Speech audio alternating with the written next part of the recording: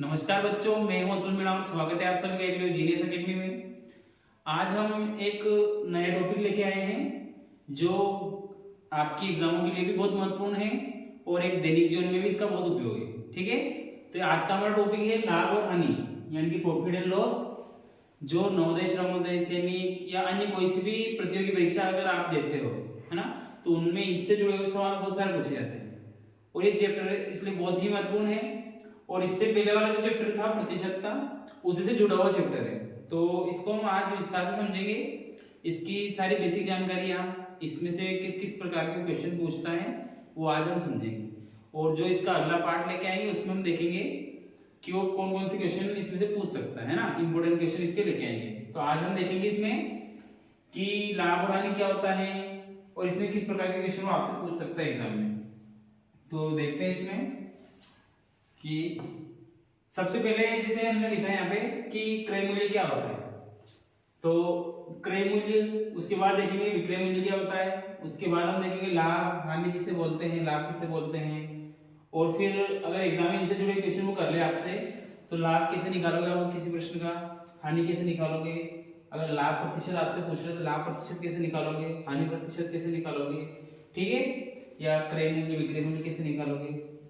तो इसको हम अच्छे से समझेंगे। सबसे पहले देखते हैं इसमें कि क्रय मूल्य क्या होता है। तो जब हम किसी वस्तु को जिस मूल्य पर खरीदा जाता है वह मूल्य वस्तु का क्रय मूल्य कहलाता है। यानी कि हम किसी भी मूल्य पर किसी वस्तु को खरीदते हैं। जैसे मान लो मैंने ये पेन खरीदा कि ये पेन 15 रुपए का, अगर इसका खरीद मूल्य 15 रुपये है तो इसका क्रय मूल्य क्या हो गया, 15 रुपये। ठीक है, यानी कि हम जिस वस्तु को जितने रुपये में खरीदते हैं वो उसका क्या हो जाएगा, क्रय मूल्य। उसी प्रकार से अगला हमारा है विक्रय मूल्य। ठीक है, तो विक्रय मूल्य किसे कहते हैं, विक्रय मूल्य में देखते हैं कि किसी वस्तु को जिस मूल्य पर खरीदा, सॉरी यहाँ पे मैंने गलत लिख दिया है, खरीदा नहीं, यहाँ बेचा जाता है ना।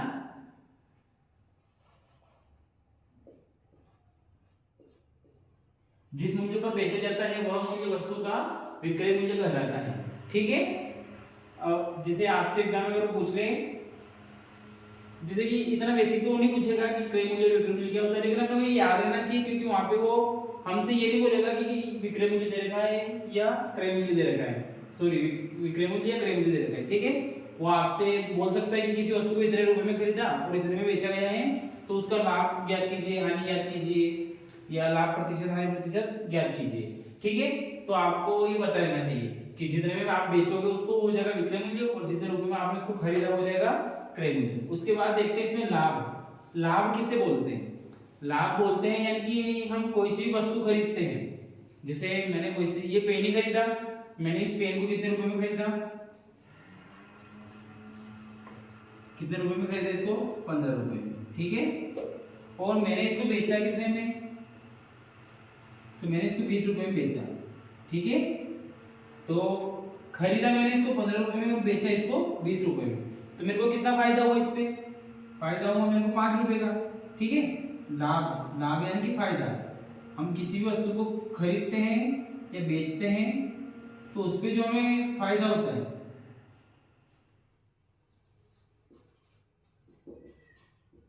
है ना। हम किसी वस्तु को खरीदेंगे और उसके बाद जब हम उसको बेचेंगे, तो जैसे मैंने 15 में खरीदा था और बेचा कितने में, 20 में, तो बेचने को यानी कि विक्रय मूल्य माइनस कितने में बेच खरीदा था 15 में, तो लाभ कितना हुआ मेरे को, 5 रुपए का। यानी कि जिस वस्तु को हम जिस मूल्य पर बेचते हैं और उस मूल्य पर हमको जितना लाभ, जितना फायदा उसमें होगा हम उसको क्या बोलेंगे, लाभ बोलेंगे। ठीक है, तो इसका एक सूत्र है, अगर आपसे कभी पूछ ले कि कोई से एक प्रश्न दे दिया उसने कि यानी कोई सी वस्तु आपने खरीदी और इतने में बेची, तो आपको उसमें कितना लाभ हुआ, तो लाभ कब होता है, जब बिक्री मूल्य ज्यादा हो, यानी कि जिस मूल्य पे अपने उसको बेचा है वो मूल्य अगर ज्यादा होगा यानी कि विक्रय मूल्य, तो हमें लाभ प्राप्त होगा। और अगर हम उसको ज्यादा में खरीदेंगे और कम में बेचेंगे तब क्या होगा, तब होगी हमारे पास हानि। ठीक है, ये अपने को ध्यान रखना है। जैसे इसने ये लाभ का सूत्र दिया है कि लाभ बराबर विक्रय मूल्य माइनस क्रय मूल्य, उसी प्रकार से हानि में देखते हैं कि अगर क्रय मूल्य विक्रय मूल्य से अधिक हो उन दोनों के बीच के अंतर को क्या कहते हैं, हानि। यानी कि क्रय मूल्य ज्यादा हो, जैसे कि हमने ज्यादा में खरीदा, जैसे मैंने किसी वस्तु को खरीदी, कितने में खरीदी, तो उसको मैंने खरीदी मान लो 50 रुपए में। ठीक है, और बेची कम में। जब मैं इसको बेचने गया तो वहां पर 45 रुपए है मेरे पास, तो हानि कितनी है हमारे पास 5 रुपए की हानि। तो अगर वो ज्यादा में खरीदता है और कम में बेचता है तो हानि होगी, ये अपने को ध्यान रखना है। और अगर वो कम में खरीद के ज्यादा में बेचेगा तो हमें लाभ हो जाएगा। ये इन दोनों का सूत्र है। अगर लाभ पूछे तो आपको क्या करना है, जो विक्रय मूल्य है, अगर विक्रय मूल्य अधिक होगा तो लाभ होगा हमेशा, तो विक्रय मूल्य में से क्रय मूल्य माइनस करोगे तो लाभ कम आना जाएगा आपके पास। उसी प्रकार से अगर आपने किसी वस्तु को खरीदा ज्यादा में और बेचा कम पैसे में, तो आपके पास क्या आएगा, हानि, क्योंकि आपने खरीदा ज्यादा में था और बेचते टाइम आपके पास वापस कितने पैसे थोड़े कम आए, जो खरीद मूल्य था उससे कम आए, तो हानि हो जाएगी। ठीक है, तो अब ये चारों के बारे में बेसिक जानकारी कि लाभ क्या होता है, हानि क्या होती है, क्रय मूल्य क्या होता है, विक्रय मूल्य क्या होता है। अब हम देखेंगे कि वो एग्जाम में कौन कौन से प्रश्न इस चैप्टर से उठा के पूछ सकता है। ठीक है, तो सबसे पहला है कि लाभ पूछ सकता है कि जैसे उसने किसी वस्तु का क्रय मूल्य दे दिया और विक्रय मूल्य दे दिया और आपसे बोल दिया कि इसमें कितना लाभ या हानि प्राप्त हुई। तो जैसे एक क्वेश्चन देख लेते हैं अपन, से मान लो कि एक पेन का मूल्य देख लेते हैं ना, एक पेन को 15 रुपए खरीद कर 20 रुपए में बेचा जाता है, ठीक है। तो उस पेन पर लाभ या हानि ज्ञात कीजिए। ठीक है, अगर वो आपसे इस प्रकार से प्रश्न पूछता है, जो कि बिल्कुल साधारण प्रश्न है, जो बिल्कुल सिंपल है, वो इस प्रकार के सवाल कभी कभी पूछता है। ज्यादातर कैसे पूछेगा, तो लाभ प्रतिशत पूछ लिया, हानि पूछ ली, ठीक है, हानि प्रतिशत पूछ लिया, या फिर क्रय मूल्य विक्रय मूल्य पूछ सकता है। लेकिन अपने को पहले ये बेसिक पता होगा तो हम इनको कर पाएंगे, क्योंकि इनको सोल्व करने के लिए भी आपके पास क्या होना चाहिए, पहले आपको लाभ निकालना आना चाहिए। जैसे मान लो इसमें लाभ या हानि प्रतिशत दिख रहा है इसमें ना, ज्ञात कीजिए। ठीक है, तो पहले इसमें देखते हैं कि इसमें लाभ हो रहा है कि हानि हो रही है। तो उसमें खरीदा कितने में था, 15 रुपए में, और बेचा कितने में, 20 में। तो खरीदा 15 में था और बेचेगा 20 में, तो उसको फायदा ही होगा, 5 रुपए का फायदा हो रहा है। तो जैसे हमने लिखा कि क्रय मूल्य बराबर कितना था, 15, और विक्रय मूल्य कितना है, विक्रय मूल्य हो गया हमारे पास 20। तो विक्रय मूल्य बढ़ा यानी कि क्या होगा, लाभ। तो लाभ का सूत्र हमने यहाँ लिखा है अभी, लाभ बराबर क्या है, विक्रय मूल्य माइनस क्रय मूल्य। ठीक है, तो 20 रुपए में खरीदा था माइनस 15 रुपए में बेचा, तो लाभ कितना हो गया हमारे पास, लाभ हो गया 5 रुपए का। और लाभ हुआ है तो लाभ प्रतिशत ज्ञात करेंगे, है ना। अगर हानि होती तो हानि प्रतिशत का सूत्र लगाते, और अब लाभ हुआ है तो कौन क्या ज्ञात करेंगे इसमें, लाभ प्रतिशत अगर ये सूत्र है और उसमें पूछा था, आप इस सूत्र की मदद से उसको ज्ञात कर सकते हो। तो लाभ प्रतिशत का सूत्र क्या है, लाभ प्रतिशत बराबर है लाभ गुणा 100 बटे में क्या आ जाएगा, क्रय मूल्य। अगर वो आपसे लाभ प्रतिशत पूछे तो आपको ऊपर लाभ गुणा 100 लिखना है और बटे में क्रय मूल्य। और अगर हानि प्रतिशत पूछ लिया तो आपको कुछ नहीं करना है, बस जो लाभ है उसकी जगह आप क्या लिखोगे वहां पे, हानि, बाकी सब सेम रहेगा। ठीक है, और पीछे आपको लास्ट में परसेंट लगाना है। तो लाभ कितना हुआ हमें, 5 रुपए, गुणे में 100 आ गया, बटा क्रय मूल्य कितना था हमारे पास, 15 रुपए, ये 15। अब 5 से काटो, 5 में 5, 5 3 15। अब हमारे पास आंसर क्या है, 100 बटे 3%। ठीक है, अगर इसको आगे काटना हो तो आप इसको मिश्र भिन्न बना सकते हो, पॉइंट में आंसर निकाल सकते हो, ये आपके ऊपर है। जैसे इसको अगर पॉइंट में निकालेंगे तो क्या हो जाएगा, 3 तारीख 9, एक बच जाएगा, फिर 3 तारीख 9, फिर एक बचेगा, भाग जाएगा, कौन लग जाएगी 0, फिर 3 बार आएगा, 3 के ऊपर बार लगा सकते हो, परसेंट में लिख सकते हो। ठीक है, इस प्रकार से आप किसी भी वस्तुओं का लाभ प्रतिशत या हानि प्रतिशत निकाल सकते हो। अगर वो एग्जाम में आपसे लाभ पूछे तो लाभ प्रतिशत निकाल लो, और हानि प्रतिशत पूछे तो हानि प्रतिशत। ये दोनों का सूत्र हमने यहाँ लिख रखा है। इसी प्रकार से आगे, जैसे कि जो ये सूत्र लिखे थे हमने इसमें लाभ और हानि का, जैसे लाभ का सूत्र क्या था कि लाभ बराबर विक्रय मूल्य माइनस क्रय मूल्य। अगर वो जैसे प्रश्न दिया आपसे कि विक्रय मूल्य इतना है, क्रय मूल्य इतना है, तो लाभ आप निकाल सकते हो। लेकिन अगर उसने ऐसा दे दिया कि जैसे कि क्वेश्चन में लिखता हूं कि एक किताब को 60 रुपए में बेचने पर, है ना, अगर उसने बोल दिया कि एक किताब को 60 रुपए में बेचने पर 20 रुपए का लाभ होता है,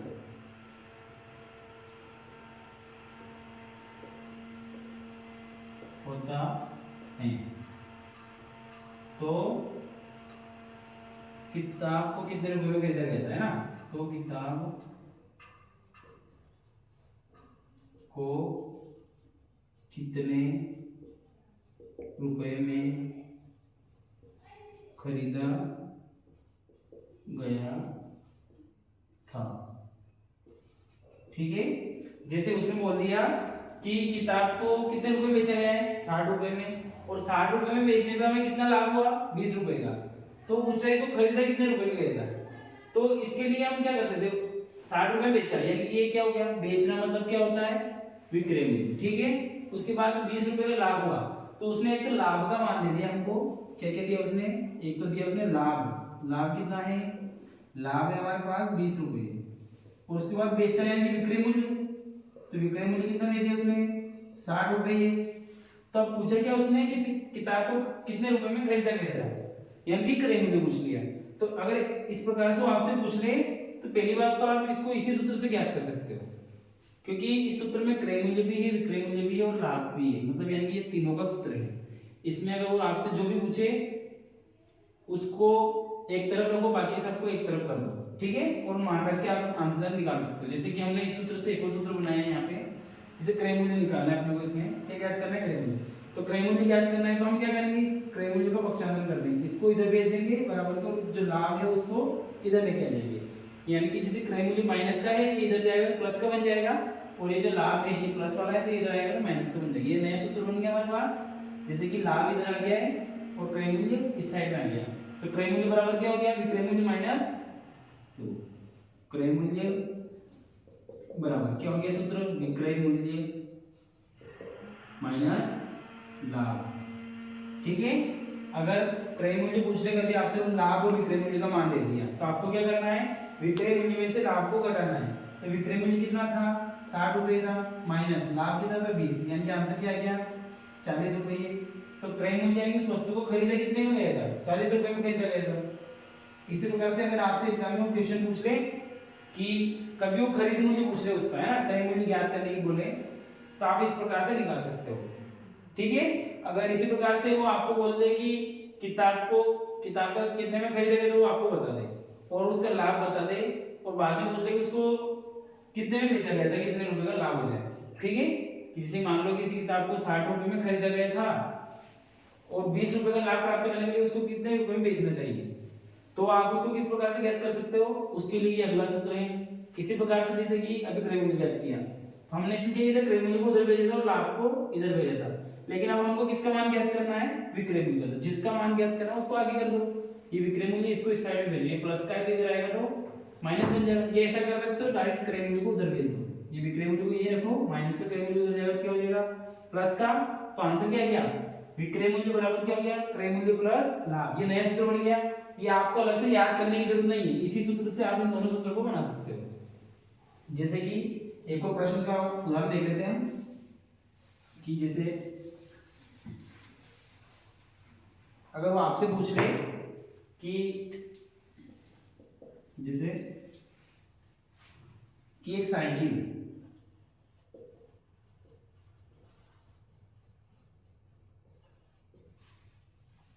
एक साइकिल को 4000 रुपए में खरीदा गया, है ना, खरीदा गया, यदि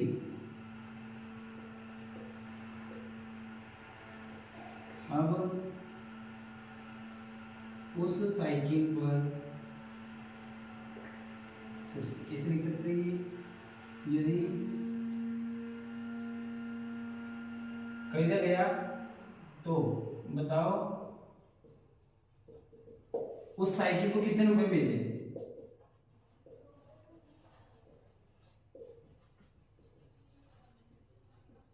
कितने रुपये में बेचा जाए कि 500 रुपये का लाभ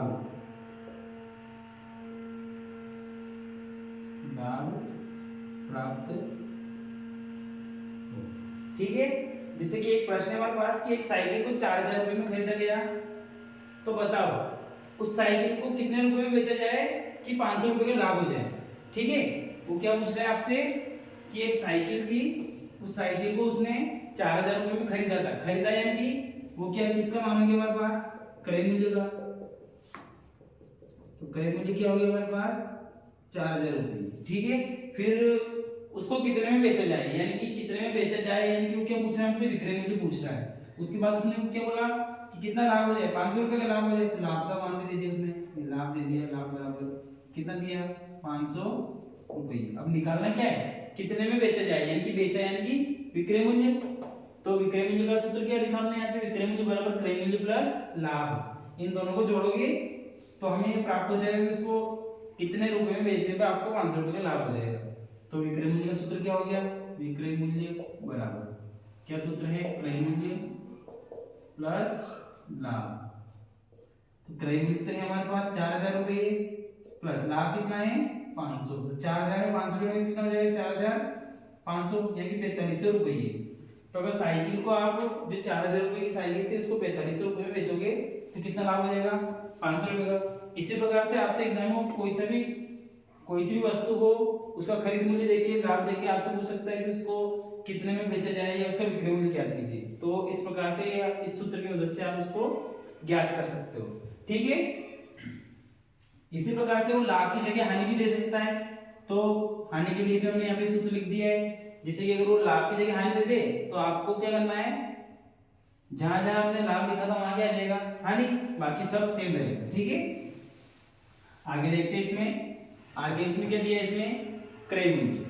जैसे कि ये क्रय मूल्य कब, जैसे ये भी क्रय मूल्य का सूत्र था और ये भी था, लेकिन ये सूत्र का उपयोग आप कब करोगे, जब आपको लाभ प्रतिशत दे दे, और अगर लाभ प्रतिशत ना दे तो इस सूत्र का उपयोग करना है। जैसे कि उसने कह दिया यहाँ पे कि सूत्र क्या है, सबसे पहले सूत्र देखते हैं कि क्रय मूल्य बराबर क्या होता है, विक्रय मूल्य गुणा 100 बटे में क्या जाएगा 100 प्लस लाभ प्रतिशत। यानी कि ये इसका उपयोग आपको तब करना है जब वो आपको क्वेश्चन में विक्रय मूल्य का मान दे दे और लाभ प्रतिशत का मान भी दे दे। ठीक है, जैसे कि इसके लिए एक प्रश्न है हमारे पास कि क्वेश्चन है कि एक मेज को 1034 रुपए में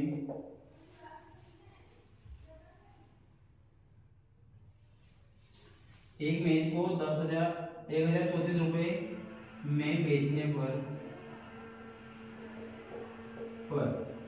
10% का लाभ होता है।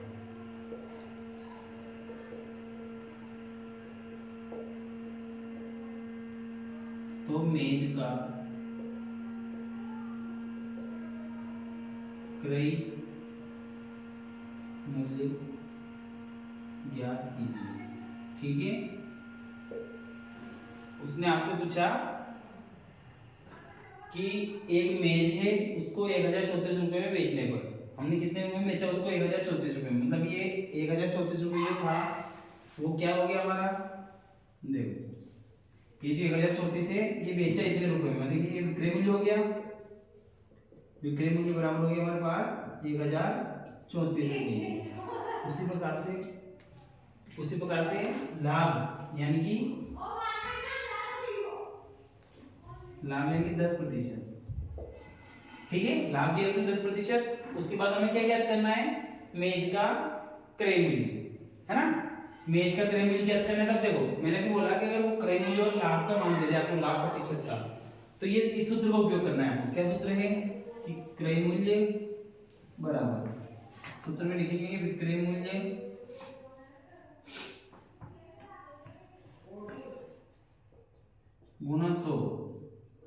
बटे में क्या आ जाएगा 100 प्लस लाभ प्रतिशत। ठीक है, तो इसमें आपको बस मान रखना है, जैसे कि विक्रय मूल्य क्या है 1034, ये लिखा है 1034 गुणा 100 बटा 100 है, प्लस में क्या आ जाएगा लाभ प्रतिशत। लाभ प्रतिशत कितना है हमारे पास 10, तो यहाँ 10 लिख दो। अब देखते हैं 1034 गुणा 100 ऐसे लिख दो, और इन दोनों को जोड़ेंगे कितना आ जाएगा 110। गुणा करने से अच्छा आप उनको ऐसे लिख सकते हो, एक जीरो से एक जीरो कट जाएगा, उसके बाद देखें ये 11 है और ये 1034 है, तो 11 से कट जाएगा, 11 कम 11, 11 9 99, कितना बचा 4, 44 हो गया, 11 चौक 44, तो हमारे पास कितना आ गया 94 गुणा 10, बटे में कुछ नहीं बचा है, तो 94 में 10 को गुणा करेंगे कितना आ जाएगा 940 रुपये। तो क्रय मूल्य का मान क्या हो गया हमारे पास 940। इसी प्रकार से अगर एग्जाम में वो आपसे पूछ ले कि क्रय मूल्य या विक्रय मूल्य ज्ञात करो और लाभ प्रतिशत का मान दे दे, तो ये क्रय मूल्य का सूत्र है और ये किसका सूत्र है विक्रय मूल्य का। ठीक है, एक उदाहरण हम इस विक्रय मूल्य का भी देखते हैं कि अगर एग्जाम में वो आपसे विक्रय मूल्य से जुड़ा हुआ सवाल पूछे तो आप किस प्रकार से सूत्रों की मदद से उसको निकाल सकते हो। अगर आप इनकी थोड़ी प्रैक्टिस करोगे तो आप इसको शॉर्ट में भी निकाल सकते हो, जैसे कि हमको इतना डिटेल वहां आंसर अपने को टिक करना है, तो आप डायरेक्ट जैसे सूत्र याद रहेगा तो आप डायरेक्ट मान रख करके सोल्व कर सकते हो। ठीक है, अगला प्रश्न देखते हैं इसमें, जैसे अगर वो अभी हमने निकाला क्रय मूल्य, अगर इसी प्रकार से वो विक्रय मूल्य पूछ रहे तो आप उसको कैसे निकाल सकते हो। ठीक है,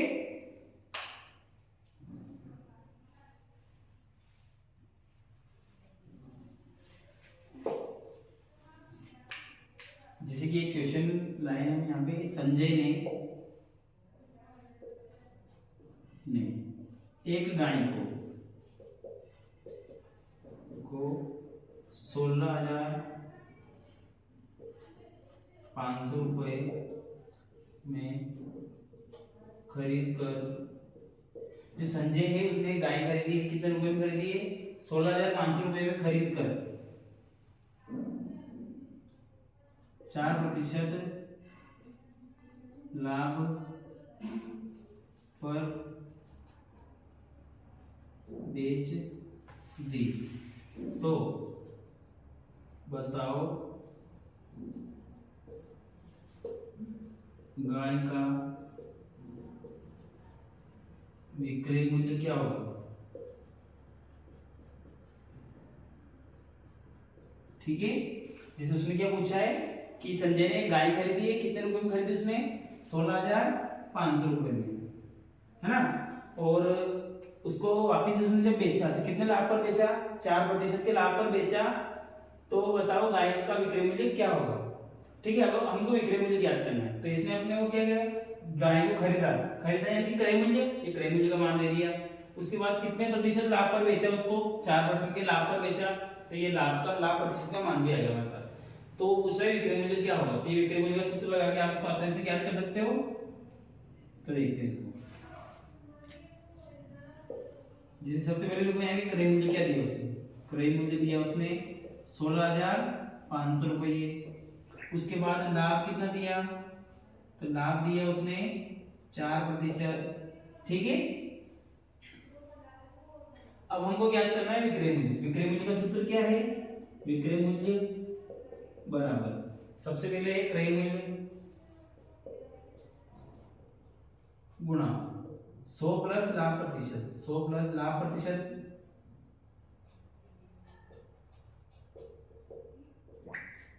ठीक है, और बटे में कितना आ जाएगा 100, है ना, तो ये मान रखते हैं क्रय मूल्य तो कितना है 16,500, 16,500 गुणा 100 प्लस में कितना आ जाएगा लाभ प्रतिशत, लाभ प्रतिशत कितना देगा हमको 4, यहाँ 4 लिख दो, उसके बटे में क्या आ जाएगा 100। ठीक है, ये यहाँ पर गुणा है तो आप 2 जीरो से 2 जीरो काट सकते हो, ये 2 जीरो से 2 जीरो कट जाएगा।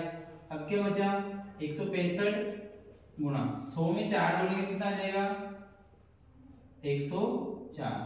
अब क्या करना है इन दोनों का गुणा।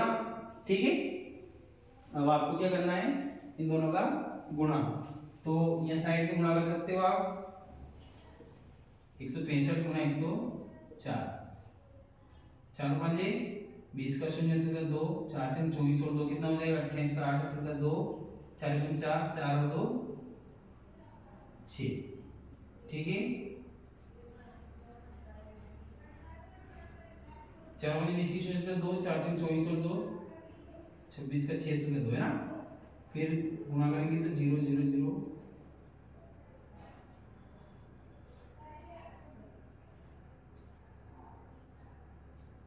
तो आंसर क्या है हमारे पास 17,160 रुपये। ठीक है, इस तो उसने गाय को कितने रुपए में बेचा 17,160 रुपये में बेचा, ये हमारे विक्रय मूल्य आ गया। तो अगर इस प्रकार से आपसे वो क्वेश्चन दे दे और पूछे कि इसका विक्रय मूल्य क्या होगा, तो इस सूत्र की मदद से आप रख करके आराम से उत्तर ज्ञात कर सकते हो। और अगर वो क्रय मूल्य पूछ ले तो इस सूत्र की मदद से कर सकते हो। कब? जब वो आपको लाभ प्रतिशत दे, और अगर वो आपको हानि प्रतिशत दे दे तो आप क्या करोगे, लाभ जहां जहां आपने लाभ रखा है वहां पे क्या रखोगे हानि। ठीक है, और जैसे कि हमने लाभ हुआ था इसलिए 100 में लाभ प्रतिशत जोड़ा, और हानि होगी तो क्या करना पड़ेगा आपको, यानी घाटा हुआ है तो 100 में से उसको माइनस करना पड़ेगा। जैसे कि एक क्वेश्चन इसका भी देख लेते हैं, उदाहरण इसका भी देख लेंगे ताकि अगर एग्जाम में आपसे पूछ ले तो आप उसको सोल्व कर सको आसानी से। इसमें उदाहरण देखते हैं, जैसे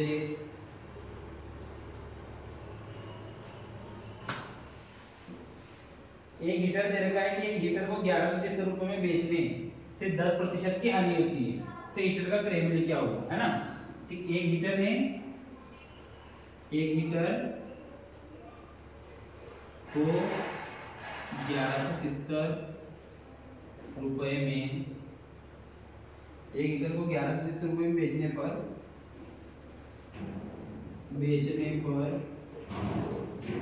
10% की हानि होती है।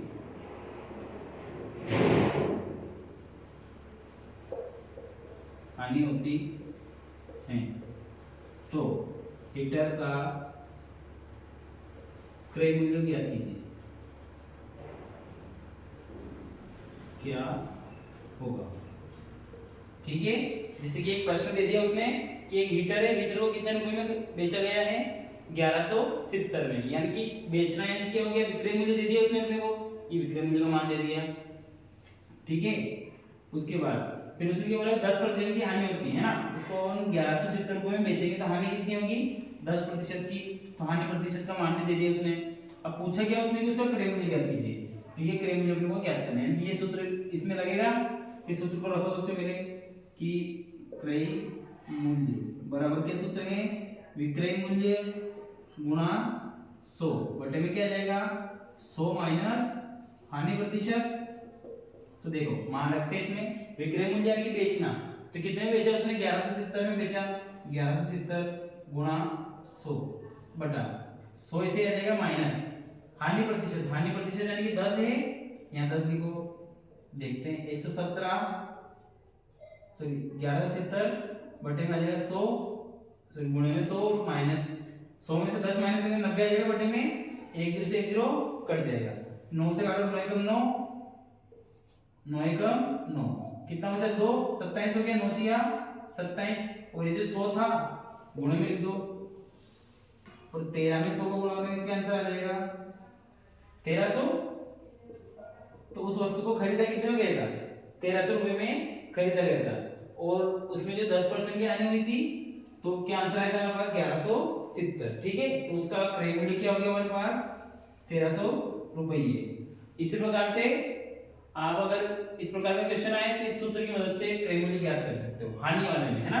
और अगर लाभ दे दे और लाभ प्रतिशत का मान दे दे, ये सूत्र नहीं लगाना है, ये वाला लगाना है।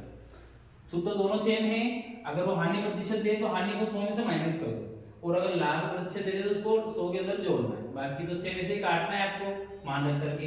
और इसी प्रकार से अगर वो विक्रय मूल्य वाला आपसे पूछ ले तो आप इसी प्रकार से उनको आसानी से सोल्व कर सकते हो। ठीक है, और इसी प्रकार के इसी चैप्टर से जो इम्पोर्टेंट क्वेश्चन है हम अगले वीडियो में उनको लेके आएंगे ताकि आप उनको देख सको, और एग्जाम में उस प्रकार के अगर आपसे क्वेश्चन किए जाए तो आप उनको आसानी से सोल्व कर सको। ठीक है, तो मिलते हैं अगले वीडियो में। और अगर ये वीडियो आपको अच्छे से समझ में आया हो तो वीडियो को लाइक जरूर करें और शेयर करें और चैनल को सब्सक्राइब करें। धन्यवाद।